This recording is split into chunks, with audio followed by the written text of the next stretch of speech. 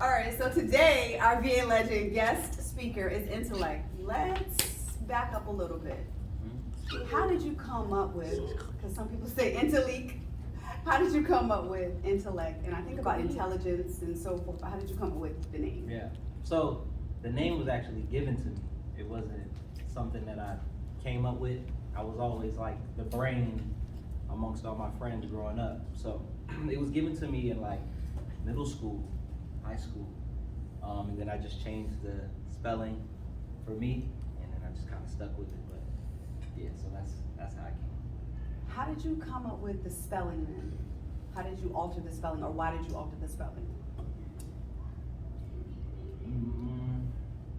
Probably the better answer to that is just being like resilient. You know what I'm saying? Just coming up with a different like way of approaching it, other than spelling it out the entire way.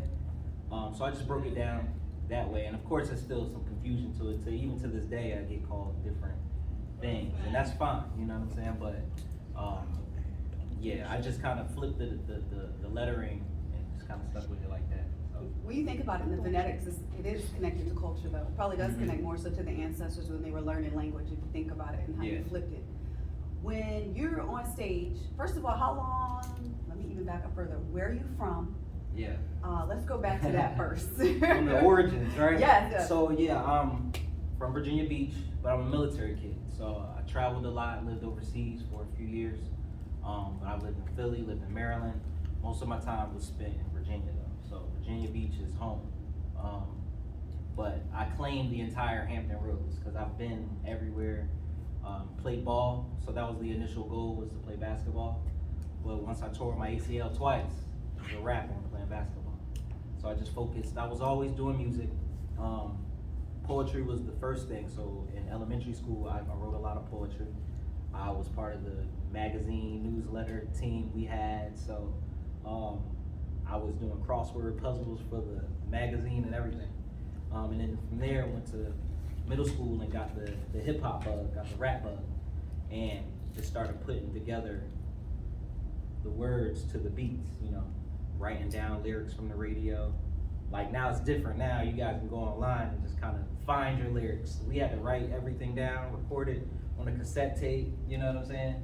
And that's how I got the bug to just do music. And then probably 6th grade on, I just been going. So been in the industry for at least 16, 17 years.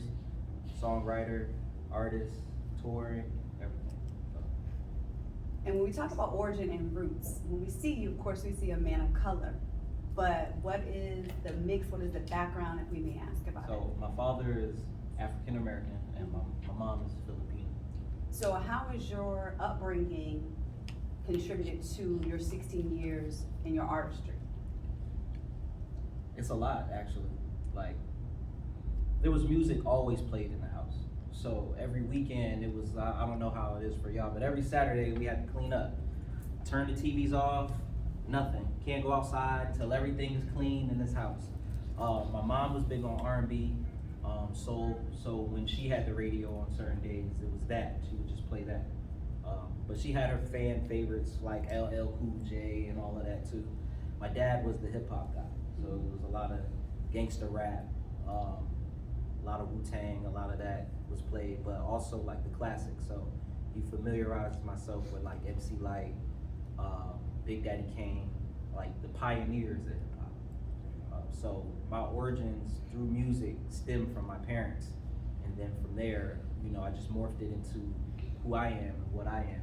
And I mean, I always revert back to, you know, my family when it comes to that. But yeah, it was. They're very instrumental in my approach to music. I'm still learning my mom's history. Her parents passed when she was young, so I never got to meet my grandparents on her side. Mm-hmm. But my father is full-fledged from Philly, from the streets of Philly. So I know everybody up and down the blocks of Philadelphia and everything like that. So, and my cousin's a DJ, making real good money doing the DJ thing. Yeah, we're always around music. Music's always been a part of it. In the craft, then, whether written or spoken, have you ever used Tagalog? No, I haven't. So it's funny that you brought that up, because it's always been something that I wanted to do, but it's more of like a journey, a personal journey, right? My mom's been in the U.S. since '85, and she hadn't been back to the Philippines since. So she's going back this year, and I'm trying to make the effort to go with her. You know what I'm saying? But I want to tell that musical story from that side. You know what I mean? And that's the important part. She always tried to teach us then, but I was in the streets. Like growing up, I was kind of outside a lot. So I didn't really care to learn, which I regret now. So we try to instill that with my children now, have my mom kind of teach my kids, basics and things. I knew when I was getting cursed out, but I didn't know to the extent of what the language was. So I'm kind of playing catch up now. All right, so Logic came last week, and then we also, I don't want to say piggyback off your motto or your saying, but you say Virginia talks different. Because we do. Okay, and why is that, and how is that? It's more of like a statement. It's like a pride type of thing. So when I travel and go places, I always meet people that are from Virginia, but then when you get here, it's almost like we dog each other. But then once you leave the borders of the state, nobody knows who you are. So we need each other. You know what I mean? Why are we continuing to go against each other here? You know what I'm saying? And that's kind of the mentality, is just, we don't have much when it comes to art and entertainment.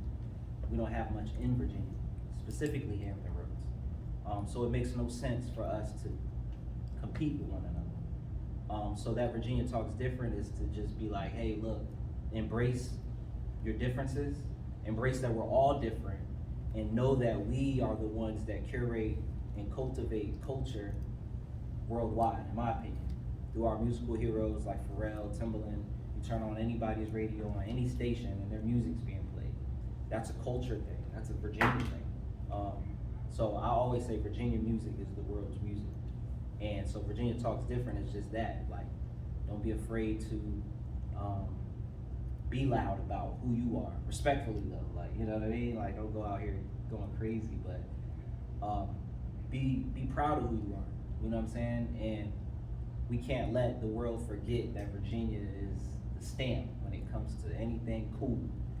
So that's what Virginia Talks Different is. And you mentioned Pharrell, and I think yesterday they dropped the lineup for something in The Watcher. I'm gonna say the to make sure we pronounce that. And the reason why I'm saying that, because you dropped something on IG, something indie water, or you're connected to that. Can you explain that to all of us for us to get an understanding? Yeah, definitely. So it's me, a friend of mine from Richmond named Will, and another buddy of mine that I grew up with named Chris. We kind of came up with the idea, backtrack, right? 2019, first Something in the Water. So fire, it was crazy. We ran around. I performed at one of the official brunches. So I was part of the mix there, but there weren't much of an inclusion of us. So I know that was something that they talked about doing going into 2020, but of course COVID hit and kind of ruined everything. Then Pharrell, a lot of the personal stuff happened down the beach with his cousin. Took it to DC, heard bad things happen up there. Same. And then he was able to bring it back. So whatever politics that they had to figure out, that's for them to decide, but we've got it back. So our thing was, they would always take different pitches from everyone out in the community. So we pitched our idea to Something in the Water, which is something indie water that just focuses on Virginia's music, Virginia talent, Virginia marketplace, Virginia business. And it's exactly what, in the framework of what they're looking for. Sent the pitch, we didn't get it back. So we just decided if we weren't to get with them, then we do it on our own. That's that Virginia Talks Different. I know we can do it on our own. You know what I'm saying? So we dropped the flyer ahead of time, early enough to where we could try to grab sponsors and get sponsorships, because you need a good amount of time in order to, if it's financial, they can't just write a $50,000 check. And, you know what I'm saying? There's a lot of steps to that. So we dropped it early, but it actually was a bit disruptive when we did it, because now we're in talks with Something in the Water, when we initially were already trying to be a part of it, to get the community in, to get our involvement. So that's not public or anything, but we're working on chipping away at it. But something indie water is the same thing. We're calling it, when we have our meetings, it's the festival within the festival. Okay. So there's gonna be, it's 3 days, artists from all parts of Virginia, are gonna just meet at the central location, which is right outside of the festival grounds or something in the water. Mhm. So you have to actually pass our venue to go to something in the water. So it works out pretty well. And it's just to put on for Virginia, you know, like there's no, if you're bringing like all this media attention, different businesses, there's gonna be millions of dollars throughout this weekend, you know what I mean? Mhm. Why aren't we in front of that? Why can't we get in front of that and meet certain people that can change our lives, you know? We don't have to go to DC, Atlanta, Chicago for that when they're flying here. That doesn't happen often. So we wanted to create a platform that would put us in the forefront too. Like, don't forget us. We're here too, so. And since we're with the youth today, and they're also VA legends, are you going to have people perform that are around their age range? This one first will be more to the adults. Okay. Just to insurance wise, things Gotcha. like that, we wanna Okay. make sure we kinda keep it, on that particular level. But it is an all ages event, so it's free, you don't have to have a ticket to go. If you're down the beach, hopefully with your parents, you know what I'm saying, you can pull up, and get some of this dope music that we have, you know? It's gonna be fire, and then hopefully moving forward, if incorporated with something in the water, then there will be a lot more inclusion of that, because there are a lot of dope young artists out there. All right, and when we talk about the community, the culture, and the youth, listening to you, since we're working on G-Man Cares Foundation, Yeah. will we be able to maybe work with you then on those endeavors for Yeah. that weekend? Okay, so some of you Yeah. all that are part of G-Man Cares, look forward to that. We'll get with Intalek for some more information, or should I say for some more intellect about that. Some of you, or any of you, any questions for him? Anybody would like to ask him anything? Again, I know you can't be seen on camera for reasons, but anybody have anything for him that you would like to know? What was your first job? My first job, You asked on. like outside of music, I was a cart pusher. I was pushing carts at this Kmart in Virginia Beach for like 2 years. Yeah, that was my first job, and I've always just had a regular retail job up until I would say last year was the first time I stopped and really put myself out there to do this music thing full-fledged, and just bet on myself. But yeah, my first job was pushing carts, super humble. I had to push carts in the snow, in the rain. When my parents were like, "You're old enough to work," they stopped buying the shoes, they stopped paying the bill, the cell phone bill. So it was like, all right, you gotta get out here. So that was the first job I had, yeah. I was 15. And how much money did you get pushing cars? Man. Then, Yeah. to put it in perspective now, I was only making $7 an hour. They raised minimum How many wage. hours did you work though? Oh, I was going for it. I was doing at least 50, 60 hours a week while still in school because I wanted the money. Oh, you rich now. Nah, I wouldn't say I wouldn't say rich. But it was just a hustle. Like, I've always been a hustler. So, and I never wanted anybody to be like, "Oh, you owe me." Like, I hated, still to this day, I don't like owing anybody anything. So, Tell if I me can, about it. if I can make it happen, I'll pay you whatever or do whatever service you need. That way you can't be like, "Oh, Intalek, remember you did this, don't you still got it?" Nah, that's done. We already did that. Like, you know what I'm saying? But, wealth isn't always money though. So I wouldn't think finances would be the separator. It's a lot more to that too. It helps as a resource, but money isn't everything. Realize what he just said, it's also how the system is set up. Anybody else have any questions? Anything you wanna know? Some of you, of course, will see him later and around the way, but anybody else have anything for him? No. All right, Shut do up. know that he has his own brand, he is an entrepreneur, he does other things besides just music in the industry. Yeah, I do a lot. So I mean, like with fashion, I try to come up with, well, I really do everything. Website design, merch design, creative curator, so I put on events, I help others like G-Man. That's part of the label that I'm with. Come up with events, come up with different ideas. So once I realized that you can get paid for just thinking about crazy stuff and putting it together, that was the motivation for me. But it does take you to start somewhere. So working somewhere, a lot of the time, especially when you're on like social media, you'll see like people are living these perspective lives, that they're doing certain things, you know what I'm saying? But never forget the goal or the idea where you're trying to go, you know what I mean? So, They over here acting up. You see it at the same time. I don't even know what that, but I'm listening to you. Nah, it's They cool. hear you. They hear you. Before we let you go, why did you come for the VA Legends After School Enrichment Program? It's important.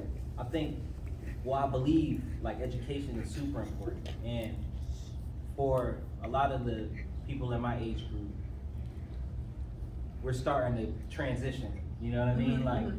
going from like actively pursuing just one thing to being like, yo, we need everybody, you know what I'm saying? And I don't think it's enough of us that's speaking on that term or in terms of that. So it's super important, you know what I mean? To speak on the future legends. Because what we're trying to build, and this is even with something in the water, not to plug it in, but this is what I'm trying to build will benefit the future, and that's what I want to see. Legacy. Yeah, Mhm. you know what I mean? Like, I've got my own children, so I want them to be able to be like 10, 15 years from now, my dad helped build this, you know what I'm saying? That to me is fire versus, oh, I got 1 million streams on this and I opened up for Drake, and that doesn't matter, you know what I'm saying? If I can come back here and we still deal with the same stuff out here, that doesn't do anything for anybody. With my 1 million streams, doesn't do anything for anybody. So it's community now. We all need each other. We all need each other, you know? And the irony that you say that is about G-Man Cares Foundation. That's exactly what we would like to leave at the same time, a legacy and something to pass on Right. to all of them. So that is correct. Definitely. I guess that's it. Before, wait. Can you drop something for us?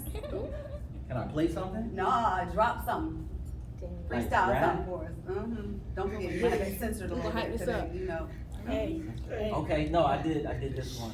This one might play onto the vein of what you were saying, right? So it's super poetic too. Okay.